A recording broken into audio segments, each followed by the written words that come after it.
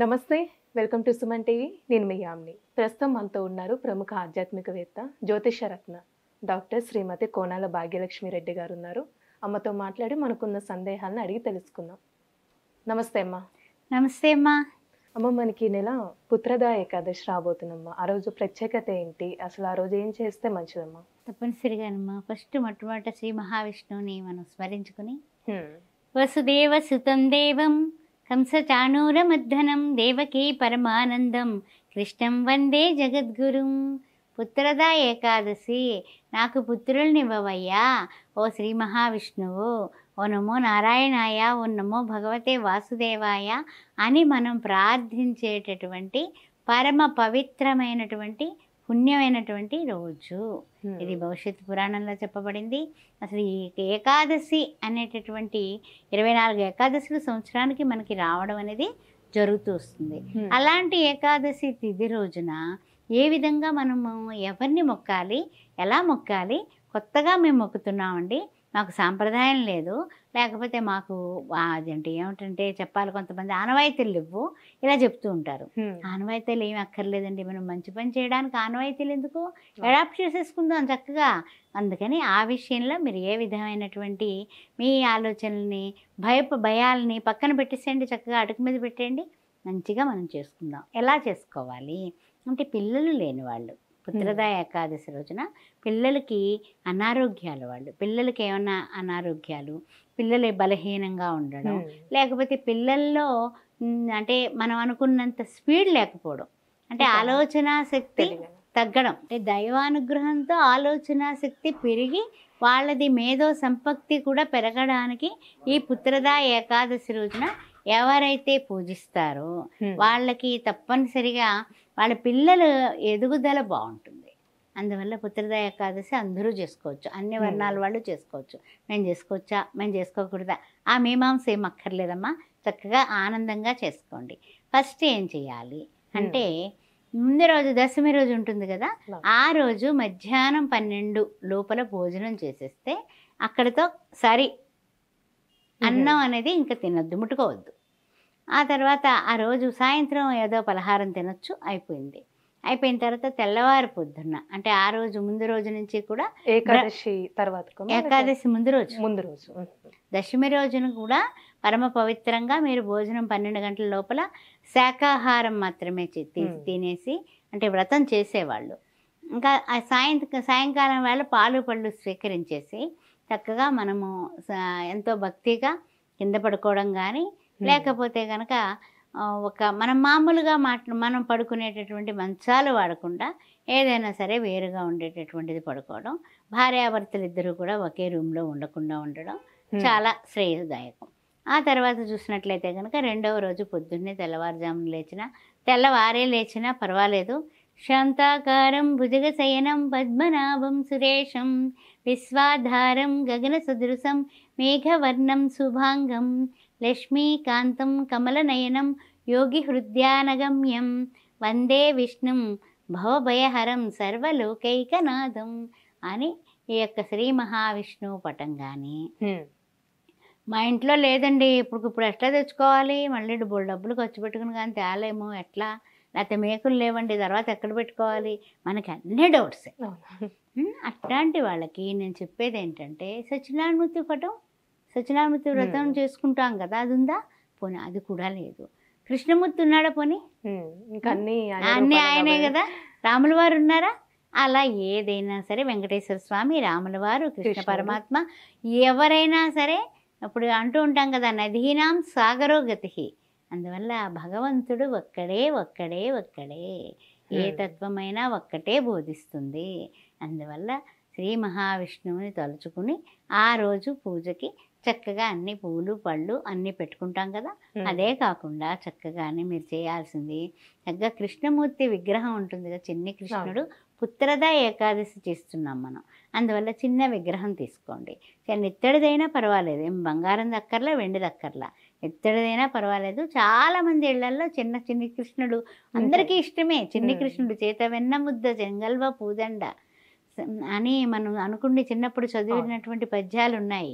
అందువల్ల ఆ చిన్ని కృష్ణ నిన్ను చేరుకొలుతూ అనేసి ఆ యొక్క విగ్రహానికి పంచామృతాలతో లేదా పాలుతో లేదు పసుపు నీళ్లతో గంధం నీళ్లతో ఏదైనా ఒక ఆయనకి అభిషేకం. అభిషేకం చేయండి. ఏం చేస్తారు అంటే మంత్రాలు ఏం రావండి మాకు, ఏం చేయమంటారండి. అమాయక భక్తులు ఉన్నారు, వాళ్ళకి ఏం తెలియదు పాపం, మరి చేయాలని ఉంది. మా ఇంట్లో పిల్లలు లేరండి, ఎలాగండి, మా ఆయనకి నాకు కొంచెం గొడవలు వస్తున్నాయి పిల్లలు లేక అని బాధపడే వాళ్ళు కూడా ఉన్నారు. మాకు మెసేజ్లు కానీ ఫోన్లు కానీ చేస్తూ ఉంటారు అనమాట. అలాంటి వాళ్ళు ఏం చేస్తారంటేనమ్మా, చక్కగా తలస్నానం చేసుకొని చక్కగాని మనకు దేవుడి గూట్లోనే ఏం పెద్దగా ఏం అక్కర్లేదు, చిన్న పీట లాంటిది ఉంటే, లేకపోతే ఉన్న దాంట్లో శుభ్రం చేసుకొని అక్కడ ఒక చిన్న బట్ట పరుచుకొని దాని మీద చక్కగా హ్యాపీగా శ్రీకృష్ణుడు బొమ్మ ఉంటే కృష్ణుడు బొమ్మ పెట్టుకోవడం కానీ, లేకపోతే మనకి ఏ పటం ఉంటే ఆ పటం పెట్టుకోవడం, వెంకటేశ్వర స్వామి పటం పెట్టుకోవడం. ఏం పూజిస్తారు? అక్షింతలు, పసుపు, కుంకుమ, తులసి దళాలు, చక్కగా పువ్వులు. సుగంధభరితమైన మాలలు అంటే ఇష్టం కృష్ణ పరమాత్మకి, అదే విష్ణువుకి కూడా అలంకార ప్రియుడు కదా. అది అందువల్ల చక్కగా మీరు సుగంధభరితమైన సన్నజాజి మాల తెచ్చుకోండి, ఒక మూరెడు తెచ్చుకోండి, చిన్న పటానికి వేసుకోండి, హ్యాపీగా ఉంటుంది. ఎక్కువ అక్కర్లా, టూ మచ్గా ఖర్చు పెట్టమని నేను. అరటిపళ్ళు తెచ్చుకోండి, కొబ్బరికాయ తెచ్చుకోండి, మీ ఇష్టం. పళ్ళు పూలు మీ ఇష్టం, ఎంత మీ బడ్జెట్లో తెచ్చుకోండి, ఎక్కువ ఖర్చు కూడా లేదు.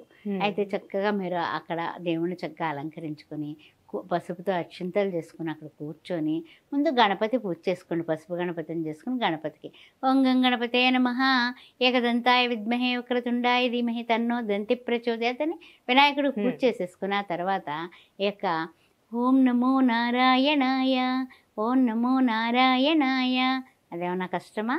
ఇష్టంతో చేయండి, డెఫినెట్గా మీ ఇంట్లో పుత్రుడు వచ్చేస్తాడు. ఓం నమో నారాయణాయ 108 సార్లు చక్కగా పుష్పాలు సమర్పించండి, అక్షింతలు సమర్పించండి, పసుపు కుంకుమలు, చక్కగా సుగంధభరితమైనటువంటి అగరత్తులు, దానికి కంజూస్ చేయొద్దు, ఓకే, మంచి అగరత్తులు వెలిగించండి. వెలిగించి చందనం నిజంగా గంధం చెక్క ఉంటే కనుక గంధం తెగియండి, చాలా బ్రహ్మాండంగా కృష్ణుడికి ఇష్టం, ఆయన చందనం అంటే ఇష్టం. పసుపు రంగు బట్ట వేసి అప్పుడు కృష్ణుడి పటం పెట్టండి అక్కడ, లేకపోతే చిన్న కృష్ణుడి బొమ్మకు కూడా పసుపు రంగు బట్ట వేయండి. ఆయనకు పసుపు రంగు వస్త్రం అంటే ఇష్టం, పీతాంబరాలు అంటే చాలా ఇష్టం, అందుకని ఆ విధంగా చేయండి. చేసి చక్కగా నైవేద్యం ఏం పెడతారు? వెన్నపూస. మనందరికీ తెలుసు వెన్న దొంగ ఆయన, అందువల్ల వెన్నపూస నైవేద్యం పెట్టి నీవే తల్లివి తండ్రివి, నీవే నా తోడు నీడ నిజముగా కృష్ణ, నీవే బంధువు, నీవే నా స్నేహితుడు, నీవే నా అన్న, నీవే నా తమ్ముడు, నువ్వే నా కొడుకు కూడా నీవే, నా భర్తవి కూడా నీవే, భరించువాడు భర్త, అందువల్ల నీలాంటి కొడుకు నాకు ఒక్కడు కావాలి కదా, మరి ఇవ్వవా అని చక్కగా ఇలా చెంగు చాచి అర్థించండి. అంతేగాని మనము పూజ చేసేసాం, అయిపోయింది, నైవేద్యాలు పెట్టాం, వాళ్ళకన్నా బాగా అవన్నీ కంపేరింగ్లే వద్దు. ఇలా చెంగు చాచి కృష్ణ నాకు పుత్రుణ్ణి ఇవ్వవయ్యా, శ్రీ మహావిష్ణువు నమో నారాయణాయ నాకు పుత్రుణ్ణి ఇవ్వవయ్యా, ఆయురారోగ్యాలతో ఉన్నటువంటి పుత్రుణ్ణి ఇవ్వి అని మీరు కోరుకొని చక్కగా ఆ వ్రతం అంతా కూడా చేసుకొని ఆనందంగా ఇంటిల్లిపాతితోటి కలిసి ఆ యొక్క ప్రసాదం తీర్థం ఏదైతే ఉందో ఆవు పాలు పెట్టుకుంటాం కదా, అక్కడ చిన్న పటికి బెల్లం ముక్క వేసి వెన్న పెడతాం కదా, ఆ వెన్న అందరికీ ప్రసాదంగా పెట్టండి. పెట్టి మీరు చక్కగా ఆ వెన్న మీరు కూడా ప్రసాదం ఎప్పుడు స్వీకరించవచ్చు. పాలు పళ్ళు తీసుకోండి, లేదా కందమూలాలు తినండి. అంటే ఇవి చక్కగా అప్పుడు మనకి చిలకడ దుంపలు దొరుకుతాయిగా, అవి స్వీటు పొటాటో అంటూ ఉంటాం కదా, అలాగే మనకి బంగాళాదుంప కూడా ఉండలేని వాళ్ళు ఉండొచ్చు. అలాంటి వాళ్ళు ఏదైనా సరే చిన్న డయాబెటీస్ అలాంటివి ఉన్న వాళ్ళు చేయాలని తపన ఉంటుంది, అలాంటి వాళ్ళు పిల్లల కోసం చేస్తూ ఉంటారు. బంగాళాదుంప చక్కగా సైంధవ లవణం వేసుకుని తినొచ్చు, ఉప్పు మాత్రం పనికిరాదు. అందువల్ల ఇవి చేసుకుని ఆ మరుసటి రోజు ఏం చేయాలి, ఆ రోజంతా గడిచిపోయింది, రాత్రి అంతా కూడా జాగరణ చేస్తే చాలా మంచిదండో. కానీ ఏకాదశి జాగరణ చాలా మంచిదమ్మా.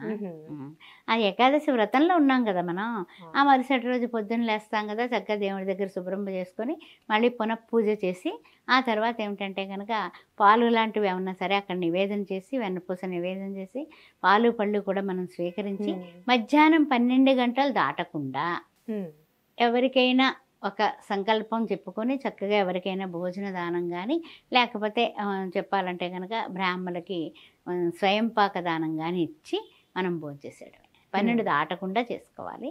ఈ విధంగా అక్కడితో ఆ రోజు దశమి, ఏకాదశి, ద్వాదశి 3 రోజులు మీరు చేసినటువంటి వ్రతానికి 3 రోజులు బ్రహ్మచర్యం పాటిస్తే తప్పనిసరిగా శ్రీకృష్ణ పరమాత్మ మీ ఇంట్లో తారంగం తారంగం తాండవ కృష్ణ తారంగం అని కృష్ణుడు వచ్చేస్తాడు. మరి చేసుకుంటారు కదా, చేసుకుని అందరూ కూడా సంతోషంగా ఉండండి. ఓం శ్రీ మాత్రే నమః. చాలా చక్కగా తెలియజేస్తారమ్మా, ధన్యవాదాలు. ఓం శ్రీ మాత్రే నమః. ఆస్ట్రో భాగ్యలక్ష్మి అనే ఈ ఛానల్ని సబ్స్క్రైబ్ చేశారా? చేయకపోతే వెంటనే చేయండి. అంతేకాకుండా ఏదైనా జాతక పరిశీలన కానీ, భార్యాభర్తల మధ్య ఏమైనా పరపచ్చాలు వచ్చినా, లేకపోతే పెళ్లి కూతురికి పెళ్లి కొడుక్కి జాతకాలు కలుస్తాయా లేదా అనే పొంతనలకు కానీ నన్ను వెంటనే సంప్రదించండి. ఏమైనా ముహూర్తాలకు కూడా నన్ను సంప్రదించవచ్చు. మీరు ముఖ్యంగా ఈ సంప్రదించాల్సిన నెంబరు 9866604439. ఈ నెంబర్లో తప్పనిసరిగా నేను మీకు ఆన్సర్ ఇస్తాను. ప్లస్ ఏమిటంటే కనుక 16 సంవత్సరాలు పూర్తి చేసుకుని 17వ సంవత్సరంలో అడుగుపెట్టింది శ్రీ సౌభాగ్య మ్యారేజ్ బ్యూరో. ఈ బ్యూరోని కూడా మీరు దర్శించవచ్చు. మీ బంధువులకి మిత్రులకి కూడా వివాహాది శుభకార్యాల నిమిత్తం మమ్మల్ని అడగవచ్చు. తప్పనిసరిగా మంచి సంబంధాలు ఉన్నాయి. హిందువులైతే చాలు, అందరూ కూడా సంప్రదించవచ్చు. శ్రీమాత్రే నమః.